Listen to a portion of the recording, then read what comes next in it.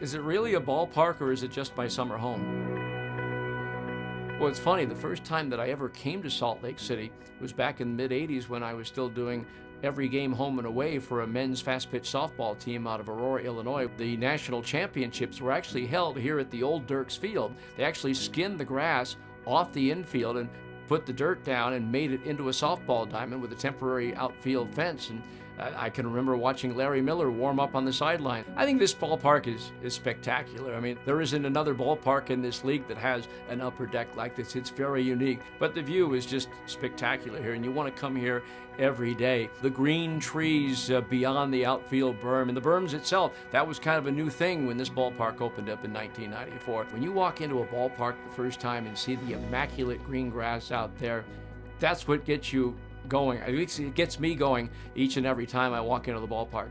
It's really interesting. It doesn't really feel like it's the end. I really have not thought about it all season long. The only time I do is when somebody else brings it up. The other teams have been doing nice things for me, and so that's when it kind of hits me that this is indeed the last year.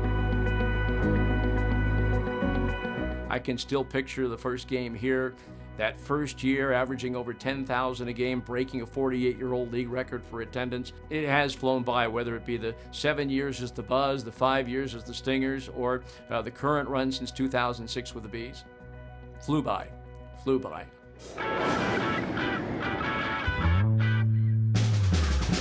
Just an amazing place to grow up and be in the midst of the second largest city at the time. I didn't spend a whole lot of time in the different neighborhoods being a suburban kid, but I mean, each neighborhood had its own special identity that was, second to none. June 25th, 1963, White Sox were playing the Yankees. My dad didn't like baseball, but he loved drinking beer with his buddies, and my mom made him take me. Sellout crowd. Floyd Robinson for the White Sox hits a home run in the 7th inning that leads them to a 2-1 win. Comiskey Park was the only place in America where fireworks were shot off after a home run.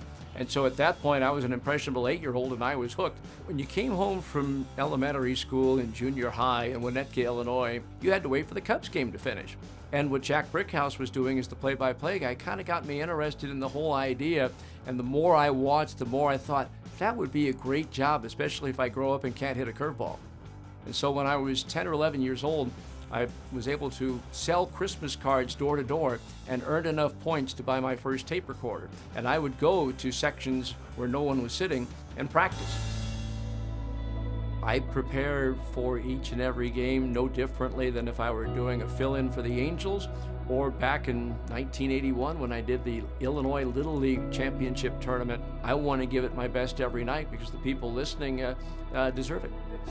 Adams swings and there it goes! Deep to left field, that ball's up there, it's out there and it's gone!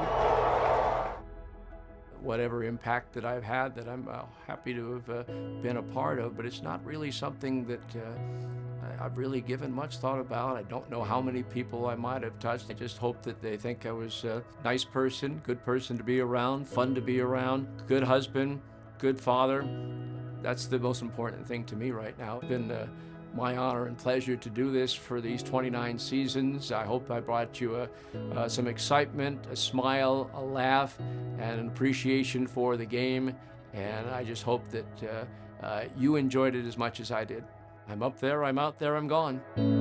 I'm Steve Klauke. Enjoy the rest of your evening, and so long for the ballpark.